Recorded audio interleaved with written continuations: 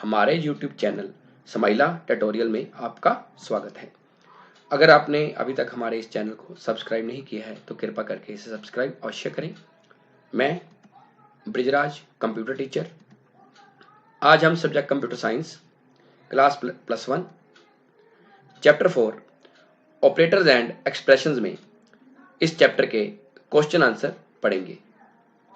इस चैप्टर को शुरू करने से पहले मैं आपको दो टर्म्स के बारे में बताना चाहूँगा, ऑपरेटर्स और ऑपरेंड्स के बारे में, क्योंकि ये दो टर्म्स हैं जो इस चैप्टर में यूज होंगी। मान लो मैंने ये एक्सप्रेशन लिया है C is equal to A plus B। इसमें ऑपरेटर कौन कौन से हैं? इसमें ऑपरेटर है इक्वल टू, प्लस और सेमीकोलन। ऑपरेटर वो होते हैं जो किसी ऑपरेशन को परफॉर्म करते हैं, किसी कैलकुलेशन को परफॉर्म करते हैं। ऑपरेंड, यहाँ पे A, B और C ये क्या है? ऑपरेंड। ऑपरेंड वो वेरिएबल या कांस्टेंट होते हैं जिनके ऊपर कोई ऑपरेशन परफॉर्म होता है या कोई कैलकुलेशन परफॉर्म होती है। तो याद रखना है कि ऑपरेंड का मतलब वेरिएबल या कांस्टेंट और ऑपरेटर्स का मतलब सिंबल्स जो किसी कैलकुलेशन को परफॉर्म करते हैं। फर्स्ट क्वेश्चन है, where does modulus operator can only be applied? कि मॉडुलस ऑपरेटर कहां पे यूज होता है? तो आपको बताना चाहूंगा कि जो मॉडुलस ऑपरेटर है जो सी लैंग्वेज में रिमाइंडर निकालने के काम आता है। It is an arithmetic operator, ये एक अर्थमेटिक ऑपरेटर है। Percentage symbol is used for modulus operator, की जो परसेंटेज सिंबल है जो मॉडुलस के लिए यूज होता है। It gives remainder after performing integer division, means कि जो दो इंटीजर नंबरों को डिवाइड करने के बाद रिमाइंडर देता है। This operator can not be applied on float numbers. इस ऑपरेटर को हम फ्लोट नंबर्स पे अप्लाई नहीं कर सकते। फ्लोट नंबर्स वो होते हैं जिनके अंदर डेसिमल पॉइंट आता है। फॉर एग्जाम्पल जैसे मैंने लिया है int a is equal to 3 10, b is equal to 3 और c, तो यहाँ लिखा है c is equal to a percentage b, तो इसका आंसर आएगा 1। 1 कैसे आया? जब हम 10 को 3 से डिवाइड करेंगे तो रिमाइंडर कितना बचता है? 1। और ये याद रखना है कि जो आपके मॉडुलस ऑपरेटर का काम है वो सिर्फ इंटीजर नंबरों पे होंगे, फ्लोट नंबरों पे नहीं होंगे।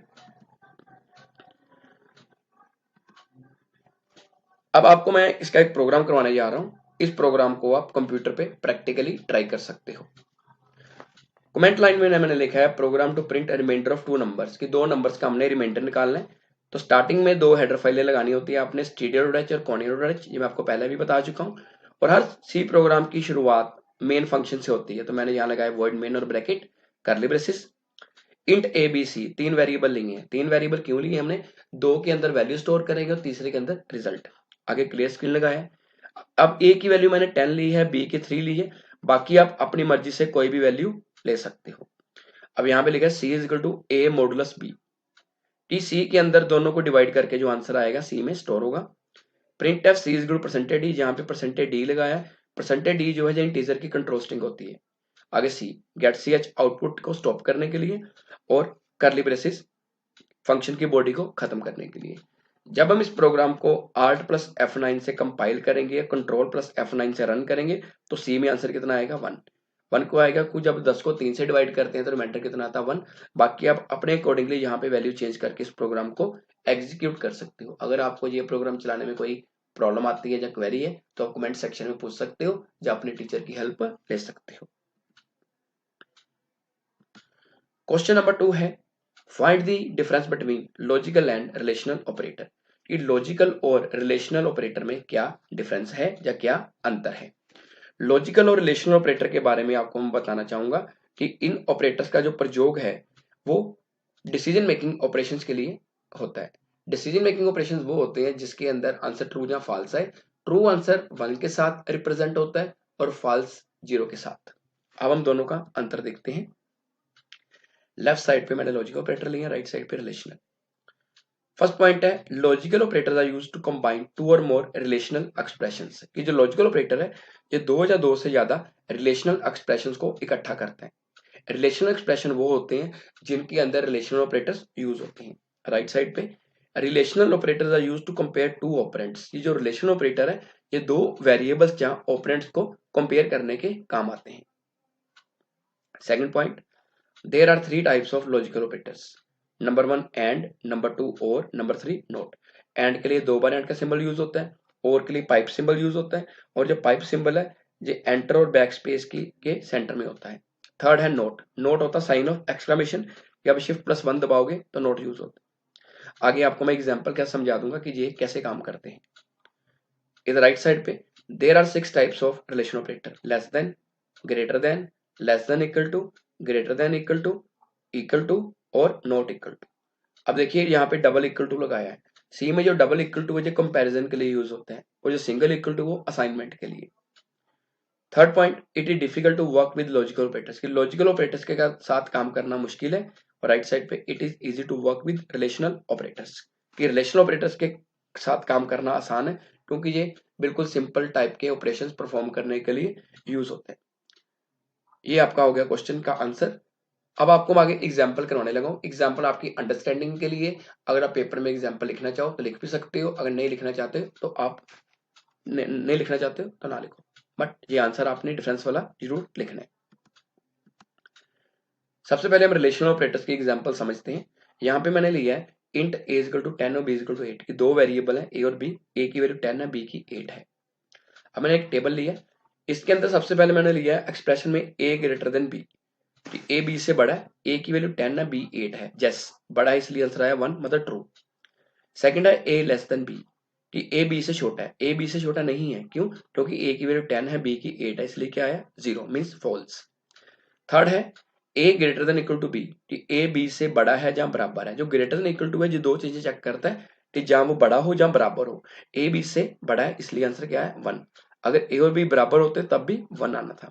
नेक्स्ट है a less than equal to b, कि a b से छोटा है जहां a b के बराबर है, जबकि ना ही a b से छोटा है ना ही बराबर है, इसलिए आंसर आया 0, मीन्स फॉल्स। नेक्स्ट है a इक्वल टू b, इसका मतलब है कंपैरिजन, कि a और b बराबर है, नहीं बराबर इसलिए है 0। Then a not equal to b, कि a और b बराबर नहीं है, इसलिए आंसर क्या है 1। लास्ट में a इक्वल टू 10, आंसर आया 1, क्यों? क्योंकि a की वैल्यू किसके बराबर है 10 के। फिर आपको बताना चाहूंगा जो डबल इक्वल टू है जो कंपैरिजन के लिए यूज होता है, और जो सिंगल इक्वल टू वो असाइनमेंट के लिए। अब हम बात करते हैं लॉजिकल ऑपरेटर्स की। लॉजिकल ऑपरेटर जो पहला ऑपरेटर है उसको बोलते हैं एंड। एंड के लिए दो एम्परसेंड यूज होते हैं। जैसे यहाँ पे मैंने a और b दो वेरिएबल लिए, a में मैंने 0 0 1 1 लिया और b के अंदर 0 1 0 1 लिया। अब जो एंड ऑपरेटर है जो मल्टीप्लाई की तरह काम करता है, मतलब 0 इंटू 0 0, 0 इंटू 1 0, 1 इंटू 0 0 और 1 इंटू 1 1, मीन्स की एंड ऑपरेटर में तीन कंडीशंस फॉल्स होती हैं और एक ट्रू होती है। मतलब कि एंड वाले के अंदर अगर दोनों कंडीशंस ट्रू है तभी 1 होगा, अगर एक भी फॉल्स होगी तो सारे फॉल्स हो जाएंगे। जैसे मैंने लिया int a equal to 10, b equal to 3 और c इक्वल टू 8। अब हमने एग्जांपल ली a greater than b and a greater than c, कि a b से बड़ा है, a c से बड़ा है। यस, a की वैल्यू 10 है, b की 3 है, 10 3 से भी बड़ा है, 10 8 से भी बड़ा है, दोनों 1 हो गए तो इसका आंसर आएगा 1, मींस ट्रू। सेकंड एग्जांपल एक और देखते हैं, a greater than b and b greater than c। यहाँ पे a तो b से बड़ा है लेकिन b c से बड़ा नहीं है, तो इस केस में आंसर क्या आएगा 0, मींस फॉल्स। नेक्स्ट है लॉजिकल और ऑपरेटर, इसके लिए पाइप सिंबल यूज होता है। ये प्लस ऑपरेटर की तरह काम करता है। इसमें भी मैंने ए और बी लिया, ए के अंदर 0 0 1 1 और बी के अंदर 0 1 0 1। अब ए और बी 0 प्लस 0 0, 0 प्लस 1 1, 1 प्लस 0 1 और 1 प्लस 1 1। मीन्स कि लॉजिकल ऑपरेटर का मतलब होता है कि इसमें तीन कंडीशंस ट्रू होती हैं और एक फॉल्स होती है, जबकि एंड में तीन फॉल्स होती हैं एक ट्रू होती है। जैसे मैंने एग्जांपल ली int a equal to 10, b equal to 3, c equal to 8। अब यहां लिया मैंने a ग्रेटर देन b और a ग्रेटर देन c। 10 3 से बड़ा है और 10 8 से भी बड़ा है, दोनों 1 हो गए तो 1 1 में क्या आ गया 1, तो आंसर आ गया ट्रू। सेकंड है a ग्रेटर देन b और b ग्रेटर देन c, कि a b से बड़ा है और b c से बड़ा है। a b से बड़ा है 1, b c से बड़ा 0, और इसमें 1 0 हो तो आंसर क्या आता है 1। नेक्स्ट है नोट। नोट में क्या होता है कि अगर कंडीशन फॉल्स है तो ट्रू आएगी, ट्रू है तो फॉल्स आएगी, मतलब 0 है तो 1 आएगा, 1 है तो 0 आएगा। अब एग्जांपल देखते हैं, इसमें मैंने a की 10, b की 3 और c का 8 लिया। तो यहाँ लिखा a greater than b and a greater than c। A B से भी बड़ा है, ए सी से भी बड़ा। आंसर क्या है 1, बट बाहर क्या लगा दिया नोट, तो नोट ने क्या कर दिया ट्रू आंसर को क्या कर दिया false. Number 2, a greater than b and b greater than c. अब इसमें क्या आया, ए तो बी से बड़ा है लेकिन बी सी से बड़ा नहीं है, तो एंड के अकॉर्डिंगली आंसर क्या है 0, बट बाहर आपने लगा दिया नोट, तो अब 0 का क्या बन जाएगा 1। थर्ड क्वेश्चन है व्हाट इज यूनरी ऑपरेटर, कि यूनरी ऑपरेटर क्या होता है। यूनरी का मतलब होता है 1, single. Unary operator works on single operand, कि यूनरी ऑपरेटर सिंगल वेरिएबल पे काम करता है, मतलब कि एक वेरिएबल पे काम करता है। There are 4 types of unary operators, unary operator 4 तरह के होते हैं। Number 1 increment, this operator increase the value of operand by 1, कि ये ऑपरेटर ऑपरेंड की वैल्यू में एक वैल्यू बढ़ाता है, इसके लिए प्लस प्लस सिंबल यूज होता है। Number 2 decrement, this operator decrease the value of operand by 1, ये ऑपरेटर वैल्यू जो भी वेरिएबल की वैल्यू उसमें एक वैल्यू माइनस करता है, इसके लिए माइनस माइनस सिंबल यूज होता है। Number 3 size of, this operator gives the size of a variable, it's keyword is size of, ये जो साइज ऑफ ऑपरेटर है ये किसी वेरिएबल का साइज बताता है। साइज मतलब कि वेरिएबल का साइज उसके डाटा टाइप पे डिपेंड करता है, कि अगर आपने कोई वेरिएबल इंटीजर टाइप लिया है तो उस वेरिएबल का साइज होगा 2, क्योंकि इंटीजर 2 बाइट स्पेस लेते हैं। अगर आपका वेरिएबल फ्लोट टाइप का है तो उसका आंसर आएगा 4। 4 क्यों आएगा, क्योंकि फ्लोट 4 बाइट लेता है। अगर आपने कैर टाइप का वेरिएबल लिया है तो उसका आंसर आएगा 1, क्योंकि कैरेक्टर वेरिएबल 1 बाइट स्पेस लेते हैं। Number 4 type, it is also called type casting, इसको टाइप कास्टिंग भी बोलते हैं। This operator converts one data type into another, ये ऑपरेटर एक डाटा टाइप को दूसरे डाटा टाइप में बदलता है। इनको अच्छी तरह समझाने के लिए इस लेक्चर के लास्ट में इनकी आपको मैं प्रोग्राम भी समझाऊंगा, जिससे आपको ये टॉपिक अच्छी तरह से समझ आ जाए। Question number 4, give one example for increment and decrement operator. जो इंक्रीमेंट जो डिक्रीमेंट ऑपरेटर है ये अभी आपको मैं पढ़ा के आया हूं यूनरी ऑपरेटर में। अब इसके एग्जांपल के साथ इसको समझते हैं। Number 1 increment operator, this operator increase the value of operand by 1, for this plus plus symbol is used, it can be used in 2 ways, means कि ये वैल्यू में एक अंक बढ़ाता है और इसके लिए प्लस प्लस सिंबल यूज होता है, इसको 2 वे में यूज कर सकते हैं। Number 1 prefix, in this form operator symbol is used before its operand, it increases the value of operand in the same step। इस सिंबल में या इस ऑपरेटर में जो आपका ऑपरेटर सिंबल है वो ऑपरेंड के लेफ्ट साइड पे आता है, पहले आता है, और ये वैल्यू को सेम स्टेप में इंक्रीज करता है। फॉर एग्जांपल जैसे मैंने ए लिया 10, यहाँ लिखा प्लस प्लस ए, तो इसका आंसर कितना हो गया 11, क्योंकि जो इंक्रीमेंट ऑपरेटर है ये वेरिएबल की जो वैल्यू वो एक वैल्यू उसमें बढ़ाता है। Number 2 postfix, in this form operator symbol है यूज्ड आफ्टर इट्स ऑपरेंड, इसमें जो ऑपरेटर सिंबल है वो ऑपरेंड के राइट साइड पे यूज होता है, बाद में यूज होता है। It increases the value of operand in the next step, ये नेक्स्ट स्टेप में वैल्यू बढ़ाता है, ना कि सेम स्टेप। इसका भी मैं आपको प्रोग्राम की मदद से समझाऊंगा, फिर आपको पता लग जाएगा कि सेम स्टेप का मतलब क्या है और नेक्स्ट स्टेप का मतलब क्या है। जैसे मैंने एग्जांपल ली int B equal to 20, B equal to 20 ली, क्या लिखा ए प्लस प्लस, तो आंसर कितना है 21, क्योंकि ये भी वैल्यू में एक अंक बढ़ाएगा। अब हम बात करते हैं डिक्रीमेंट ऑपरेटर की। This operator decrease the value of operand by 1, ये वैल्यू में एक वैल्यू डिक्रीज करता है, इसके लिए माइनस सिंबल यूज होता है। इसको भी 2 वे में यूज कर सकते हैं, प्रीफिक्स और पोस्टफिक्स। पहले prefix, in this form operator symbol is used before it's operand, it decreases the value of operand in the same step, कि ये भी ऑपरेंड की वैल्यू सेम स्टेप में डिक्रीज करेगा। जैसे एग्जांपल है मैंने ली इंट ए 10 माइनस माइनस ए, तो आंसर कितना आ गया 9। 9 क्यों आया, क्योंकि जो डिक्रीमेंट ऑपरेटर है वो एक वैल्यू कम करता है। Next postfix, in this form operator symbol is used after it's operand, इसके अंदर जो सिंबल है वो ऑपरेंड के राइट साइड पे यूज होता है, बाद में यूज होता है। It decreases the value of operand in the next step, ये वैल्यू को नेक्स्ट स्टेप में डिक्रीज करता है। फॉर एग्जाम्पल जैसे मैंने लिया int B is equal to 20, A minus minus, answer कितना आ गया 19, तो ये भी क्या करेगा वैल्यू में एक वैल्यू लेस करेगा। नेक्स्ट क्वेश्चन है in C for which purpose expression is used, कि सी में एक्सप्रेशन किस पर्पज के लिए यूज होता है।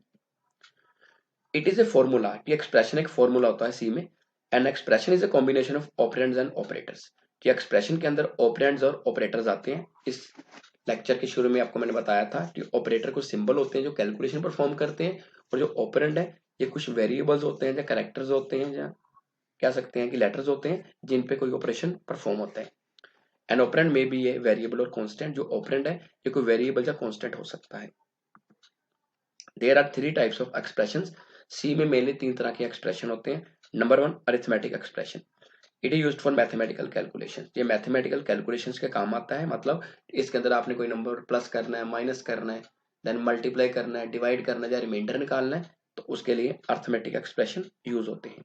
जैसे for example int a 10 b 5 और c, या लिखा c equal to a plus B. जो c equal to a plus B है ये आपका क्या है, अरिथमेटिक एक्सप्रेशन। ये क्या कर रहा है, a और b को प्लस कर रहा है, रिजल्ट कहाँ स्टोर कर रहा है, c में। तो आंसर कितना आया 15, क्योंकि a की वैल्यू 10 थी और b की 5। Number 2 relational expression, it is used to compare two operands. ये दो वेरिएबल्स को कंपेयर करने के काम आता है। फॉर एग्जांपल जैसे इंट a 10 और b 5 लिया मैंने, लिखा a ग्रेटर देन b। जो a ग्रेटर देन b है ये आपका क्या है, रिलेशनल एक्सप्रेशन। इसका आंसर आया 1। आपको पता है कि रिलेशनल एक्सप्रेशन आंसर 1 या 0 की फॉर्म में देता है। 1 का मतलब होता है ट्रू और 0 का मतलब होता है फॉल्स। थर्ड है logical expression, it is used to combine 2 और मोर रिलेशनल एक्सप्रेशंस। ठीक, इसका काम क्या है कि अगर हम 2 या 2 से ज्यादा रिलेशनल एक्सप्रेशंस को इकट्ठा करना हो तो लॉजिकल ऑपरेटर या लॉजिकल एक्सप्रेशन यूज होता है। जैसे for example int a 10 b 5 और c 8, मैंने यहाँ लिखा a greater than b and a greater than c। ये आपका क्या है, लॉजिकल एक्सप्रेशन। क्यों, क्योंकि a ग्रेटर देन b और a ग्रेटर देन c ये रिलेशनल ऑपरेटर हमारे, ये रिलेशनल एक्सप्रेशन है, तो बीच में एंड लगा दिया तो इसने क्या बना दिया, लॉजिकल एक्सप्रेशन। इसका आंसर आया 1। 1 क्यों आया, क्योंकि a b से भी बड़ा है, a c से भी बड़ा है, और एंड ऑपरेटर में अगर दोनों 1 हो तो आंसर ट्रू आता है। 6 क्वेश्चन है, right different types of assignment operator. कि असाइनमेंट ऑपरेटर कितने टाइप के होते हैं। सबसे पहले आपको मैं असाइनमेंट ऑपरेटर के बारे में बताऊंगा कि असाइनमेंट ऑपरेटर होते क्या हैं। Assignment operators are used to assign the value of right hand side expression to the left hand side variable. कि असाइनमेंट ऑपरेटर जो राइट हैंड साइड पे आपने एक्सप्रेशन लिया है वो लेफ्ट हैंड साइड वाले वेरिएबल में स्टोर करते हैं। It is also called shorthand operator, इनको शॉर्ट हैंड ऑपरेटर भी बोला जाता है। There are 6 types of assignment operators. कि असाइनमेंट ऑपरेटर 6 तरह के होते हैं। कौन कौन से, equal to, plus equal to, minus equal to, into equal to, divide equal to और मॉडुलस इक्वल टू। ये आपका आंसर हो गया कि असाइनमेंट ऑपरेटर कितने टाइप के होते हैं। अब आपको आगे मैं समझाऊंगा कि इसको एग्जाम्पल के साथ कि इसको कैसे परफॉर्म करते हैं। पेपर में आप इतना आंसर लिख सकते हो, अगर आप अगला लिखना चाहो तो लिख सकते हो, अगर क्वेश्चन ये आपको लॉन्ग क्वेश्चन में आए तो।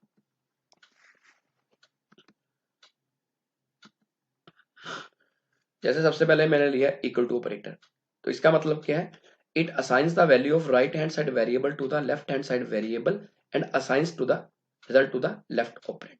कि ये क्या करेगा, राइट वेरिएबल की वैल्यू लेफ्ट वाले में स्टोर करेगा और उसके बाद जो रिजल्ट है वो भी लेफ्ट वाले में स्टोर हो जाएगा। नेक्स्ट है plus equal to, it adds the value of right hand side operand to the left hand side operand and assign the result to the left operand. Means ये क्या करेगा कि राइट वाले वेरिएबल की value left वाले variable में add करेगा या प्लस करेगा। जैसे मैंने यहाँ लिखा a इज इक्वल टू 10, तो लिखा a प्लस इक्वल टू 5। इसका मतलब ये है कि a में 5 ऐड करने हैं। a की वैल्यू कितनी है 10, तो 10 प्लस 5 कितना हो गया 15, तो इसका आंसर कितना आ गया 15।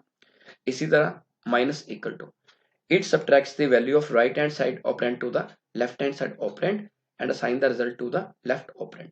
ये क्या करेगा कि राइट वाली वैल्यू को लेफ्ट वाले वेरिएबल में से माइनस करेगा और जो रिजल्ट है उसको लेफ्ट ऑपरेंड में स्टोर कर देगा। जैसे लिखा b इक्वल टू 15, तो यहाँ लिखा b माइनस इक्वल टू 5। इसका मतलब है कि b में से 5 माइनस हो जाएंगे, तो b की वैल्यू कितनी है 15, तो आंसर कितना आ गया 15 माइनस 5 10। नेक्स्ट है multiply is equal to, it multiplies the value of right hand side operand to the left hand side operand and assigns the result to the left operand। ये राइट वाले वेरिएबल की value, expression की value left वाले variable के साथ multiply करेगा और जो रिजल्ट है उसको दोबारा लेफ्ट वाले वेरिएबल में स्टोर करेगा। जैसे लिखा c is equal to 5, c into is equal to 4। इसका मतलब है कि 4 इंटू 5, तो c की वैल्यू 5 है तो कितना आ गया 20। इसी तरह divide is equal to, it divides the value of right hand side operand to the left hand side operand and assign the result to the left operand. टीचर राइट वाली वैल्यू को लेफ्ट वाले वेरिएबल से divide करेगा और जो result है उसको लेफ्ट वाले वेरिएबल में स्टोर कर देगा। जैसे लिया d इज इक्वल टू 20 तो लिखा d divide is equal to 5, मतलब d 5 को डिवाइड 20 को डिवाइड करेंगे 5 से तो आंसर कितना आ गया 4। लास्ट है modulus is equal to it modulus the right hand side operand to the left hand side operand and assign the result to the left operand. टीचर राइट वाले वैल्यू को लेफ्ट वाले साथ डिवाइड करेगा, मॉडुलस करेगा और उसके बाद जो रिमाइंडर आएगा उसको लेफ्ट वाले वेरिएबल में स्टोर करेगा। जैसे लिखा e इज इक्वल टू 10 तो लिखा e modulus is equal to 3 means t 10/3 और उसका जो रिमाइंडर कितना आ गया 1, क्योंकि जब हम 10 को 3 से डिवाइड करेंगे तो 1 उसका रिमाइंडर आता है। नेक्स्ट क्वेश्चन है व्हाट इज ऑपरेंड, कि सी में ऑपरेंड क्या होता है। An operand is a variable on which various operations can be performed, कि ऑपरेंड एक वेरिएबल होता है जिसके अंदर हम अलग अलग तरह के ऑपरेशन परफॉर्म कर सकते हैं। It may be a variable और कांस्टेंट, ये वेरिएबल या कांस्टेंट हो सकता है।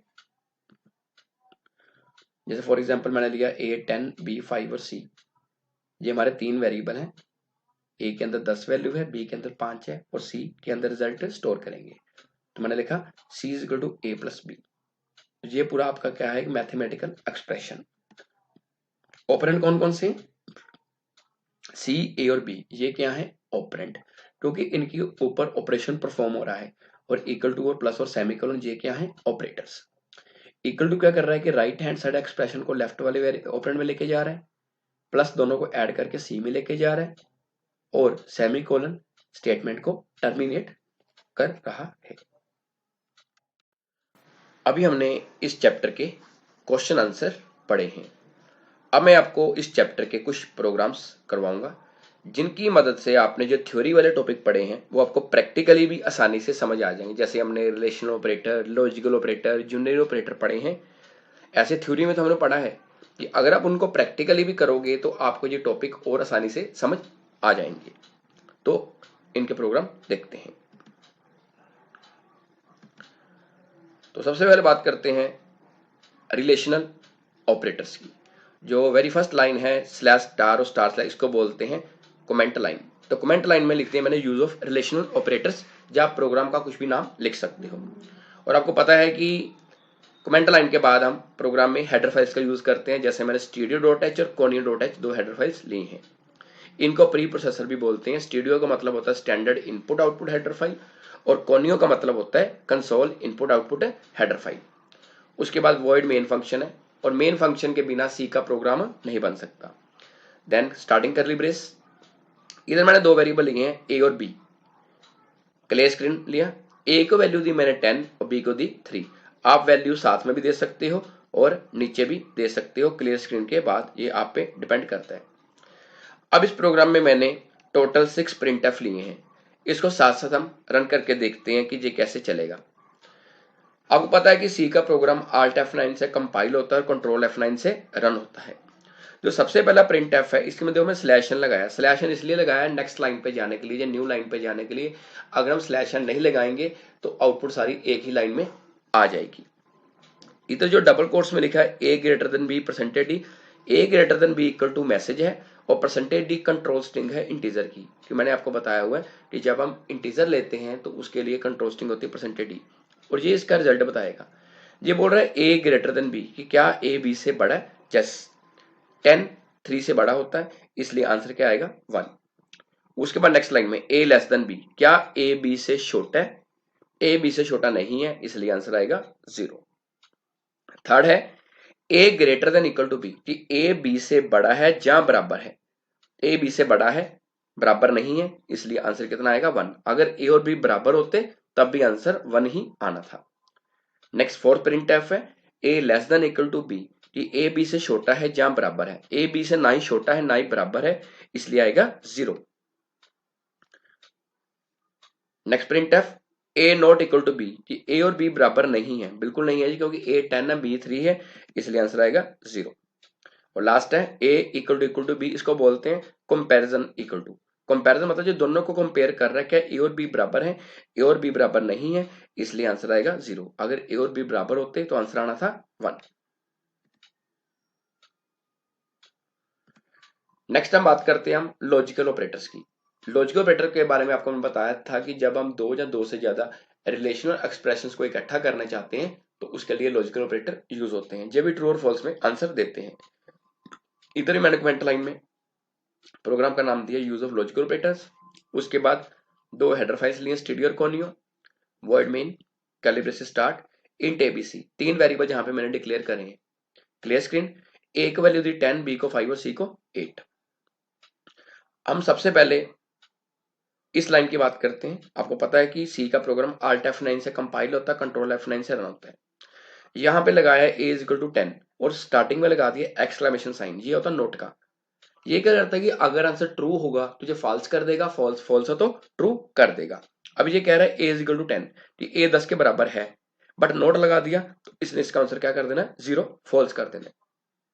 नेक्स्ट है a greater than b and a greater than c, कि a b से भी बड़ा है, a c से भी बड़ा है। यस, 10 5 से बड़ा है और 10 8 से भी बड़ा है, इसलिए आंसर आएगा 1। नेक्स्ट है a greater than b and b greater than c। a b से तो बड़ा है लेकिन b c से बड़ा नहीं है। कैसे? 10 तो 5 से बड़ा है लेकिन 5 8 से बड़ा नहीं है, इसलिए आंसर आएगा 0। और लास्ट है a ग्रेटर देन b और b ग्रेटर देन c। और ऑपरेटर के बारे में आपको पता है, मैंने बताया था कि और ऑपरेटर में कोई एक कंडीशन ट्रू होनी चाहिए, कोई एक 1 होना चाहिए। अगर 1 होगा तो आंसर आपका ट्रू आएगा, जबकि एंड में क्या होता है, दोनों आपको 1 चाहिए होते हैं। तो यहाँ पे a b से बड़ा है 1 आया, b c से बड़ा है 0 आया, और 1 प्लस 0 कितना आएगा 1। तो ये आपका कौन सा हो गया, लॉजिकल ऑपरेटर। इन प्रोग्राम्स को आप ट्राई करके जरूर देखना। अगर कोई दिक्कत आएगी, प्रॉब्लम आती है तो आप कमेंट सेक्शन में पूछ सकते हो, जहां अपने टीचर की हेल्प ले सकते हो। नेक्स्ट है use of unary increment operator. Increment के बारे में आपको मैंने बताया था कि इंक्रीमेंट ऑपरेटर जो आपने ऑपरेंड की वैल्यू ली होती है उसमें एक वैल्यू बढ़ाता है, एक वैल्यू इंक्रीज करता है। दो हमने हेडर फाइल ली, स्टूडियो कोनियो, ये हर प्रोग्राम की रिक्वायरमेंट होती है। वर्ड मेन फंक्शन की शुरुआत, कर्ली ब्रेस, इंट a10, ए की वैल्यू मैंने 10 ली है, फिर क्लियर स्क्रीन लगाया। आगे मैंने इसके अंदर 4 प्रिंट एफ लिए, लास्ट में गेट ch और कर्ली ब्रेसेस बंद।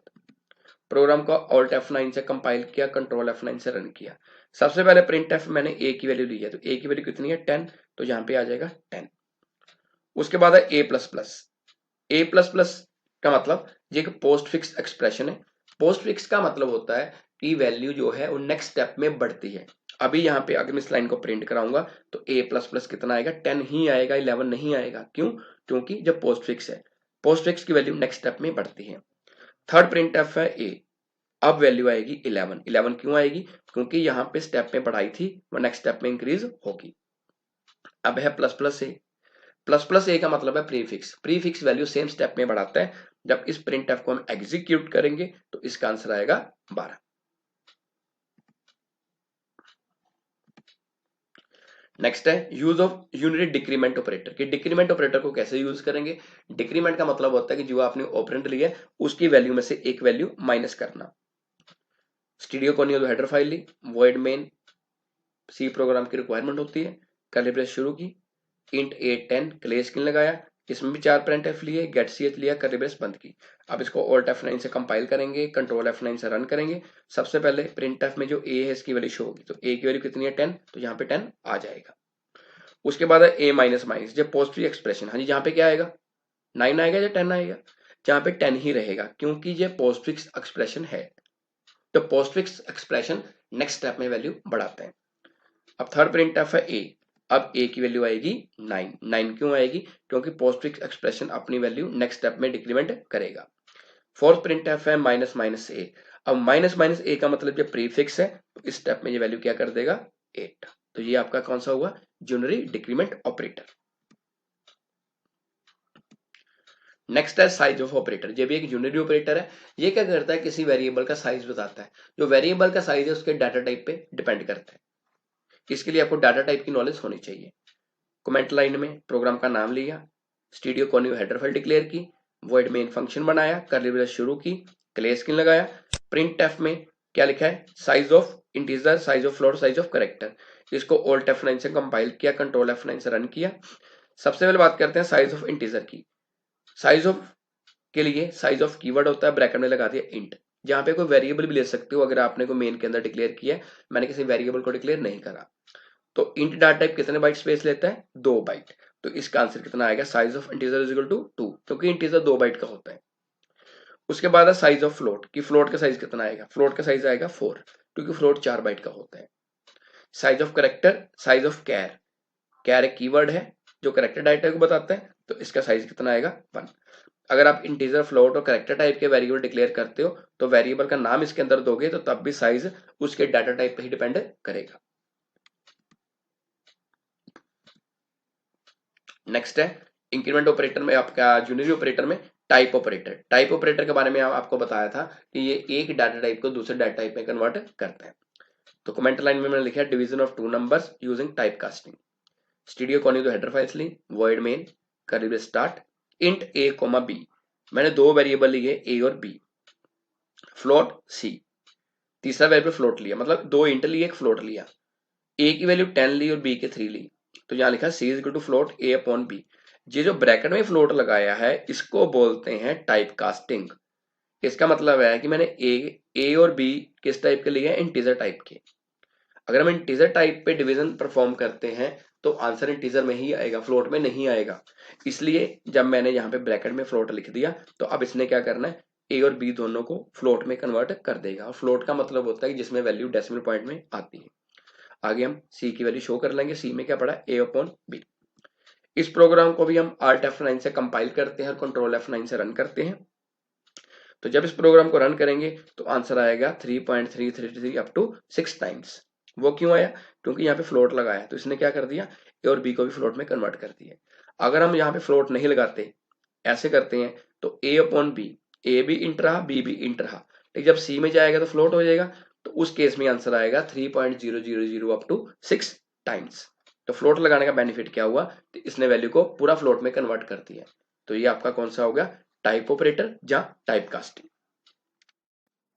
अगर आपकी इस वीडियो के बारे में कोई भी क्वेरी या सजेशन है तो कृपया कमेंट सेक्शन में अवश्य बताएं। अगर आपने अभी तक हमारे इस YouTube चैनल को सब्सक्राइब नहीं किया है तो कृपया इसे सब्सक्राइब जरूर करें और बेल आइकन को प्रेस करना ना भूलें। थैंक्स, धन्यवाद।